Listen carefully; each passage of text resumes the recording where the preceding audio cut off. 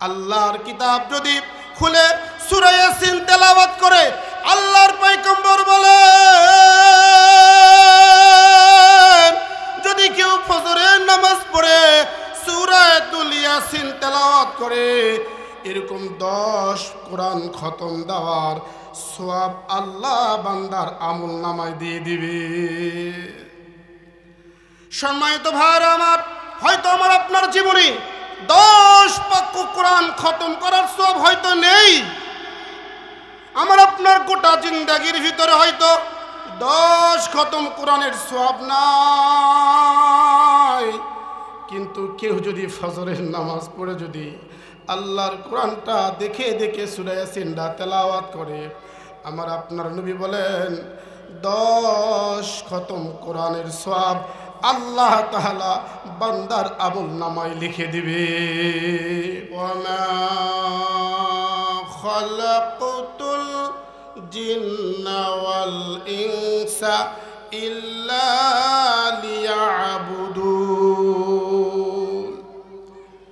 আমার মালিক ডাকতে বলেন, ও দুনিয়াবাসী তোমরা শোনো, তোমাদের জন্য আমি আল্লাহ আসমান থেকে রহমতের বৃষ্টি দেই, রাতের বেলায় ডিম লাইট চাঁদের আলো দিয়ে দিলাম, জমিনে হাজার রকমের ক্ষেত ফসল আমি আল্লাহ তোমাদের জন্য দিয়ে দিলাম, হাজার রকমের নিয়ামত তোমাদের জন্য আমি আল্লাহ তাআলা দিয়ে দিলাম।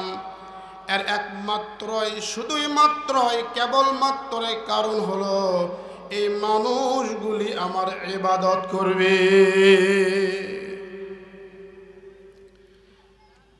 আমি আল্লাহ তাআলা মানুষকে আমার ইবাদত করার জন্যই সৃষ্টি করে দিয়েছি, বলেন সুবহানাল্লাহ। এই যে নামাজ আমরা পড়লাম, নামাজ একটা ইবাদত, ঠিক কিনা? গত হয়ে গেল রমজান মাস, রোজাটাও ছিল ইবাদত, সামনে আসতেছে হজের মাস, কুরবানির মাস, এটাও ইবাদত, ঠিক কিনা? অনুরূপভাবে আমার সামনে যে কোরআন দেখতেছেন, এর নাম কি? কোরআন। এটা কার বাণী? আল্লাহর। যদি কেউ এই কোরআন তেলাওয়াত করে, সে সরাসরি আল্লাহর সাথে কথা বলে, বলেন সুবহানাল্লাহ। ভাইরা আমার, এই কোরআন এমন একটি কিতাব আল্লাহ তাআলা আসমান থেকে আমাদের জন্য পাঠাইছেন। এই কোরআন পড়ে কেউ যদি পড়ে পড়ে চুমা খায়, আমলনামার ভিতরে নেকি লেখা হয়। যদি কেউ এই কোরআন সকালবেলা তেলাওয়াত করে, যদি কেউ এই কোরআন সন্ধ্যাবেলা তেলাওয়াত করে, আমার আপনার সামনে এই কাগজের কোরআন দেখতেছি, এটা আসলে কাগজের মধ্যে লেখা তাই, কিন্তু এই কাগজের কোরআনটা কিয়ামতের ময়দানে আমার আপনার পক্ষে কথা বলবে। আল্লাহর পয়গম্বর বলেন, ও জগৎবাসী, আল্লাহ তাআলা বলেন, বান্দা আমি আল্লাহ তোমাদেরকে যে কিতাব দিলাম, এই কিতাব তোমরা যদি তেলাওয়াত করো, এই কিতাব তোমরা যদি চুমো খাও, এই কিতাবকে যদি বুকে লাগাও, এই কিতাবকে যদি তোমরা নিয়মিত তেলাওয়াত করো, এই কিতাব আল্লাহর কোরআন তোমাকে জান্নাত প্রবেশ করায় দিবে। আমার আপনার নবী দু জাহানের ছবি, সাইয়্যিদানা নবিয়ানা মুহাম্মাদুর রাসূলুল্লাহ সাল্লাল্লাহু আলাইহি সাল্লাম বলছেন, যদি কেউ ফজরের নামাজ পড়ার পরে সূরা ইয়াসিন তেলাওয়াত করে, কোন সূরা বাবা? আল্লাহর কিতাব যদি খুলে সূরা ইয়াসিন তেলাওয়াত করে, আল্লাহর পয়গম্বর বলেন যদি কেউ ফজরের নামাজ পড়ে সূরাতুল ইয়াসিন তেলাওয়াত করে, এরকম 10 কোরআন খতম দেওয়ার সওয়াব আল্লাহ বান্দার আমলনামায় দিয়ে দিবে। সম্মানিত ভাইরা আমার, হয়তো আমার আপনার জীবনে 10 পাক্য কোরআন খতম করার সওয়াব হয়তো নেই, আমার আপনার গোটা জিন্দেগির ভিতরে হয়তো 10 খতম কোরআনের সওয়াব নাই, কিন্তু কেউ যদি ফজরের নামাজ পড়ে যদি আল্লাহর কোরআনটা দেখে দেখে সূরা ইয়াসিনটা তেলাওয়াত করে, আমার আপনার নবী বলেন 10 খতম কোরআনের সওয়াব আল্লাহ তাআলা বান্দার আমল নামায় লিখে দিবে। আল্লাহ তাআলা বলেন, ও দুনিয়ার মানুষ তোমরা শোনো, হাজে বাজে কত সাহিত্যর কিতাব পড়ো, কত পেপার পত্রিকা পড়ো, কত নোবেল নাটকের বই পড়ো, আমাদের এলাকায় এমন কিছু মানুষ আছে দৈনিক পেপার না পড়লে হয় না, ঠিক কিনা? প্রতিদিন চা স্টলে বসে বসে খবরের কাগজগুলো তেলাওয়াত করে। আপনি যদি মওতের শেষ দিন পর্যন্ত যদি হাজার হাজার খবরের কাগজ পড়েন, আপনার নাম আমলে একটিও নেকি লেখা হবে না, ঠিক কিনা?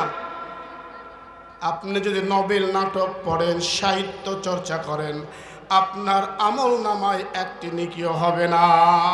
আর যদি আল্লাহর কোরআনটা খুলে খুলে তেলাওয়াত করো, দেখে দেখে পড়ো, আটকে আটকে পড়ো, বেদে বেদে যে পড়ো, যদি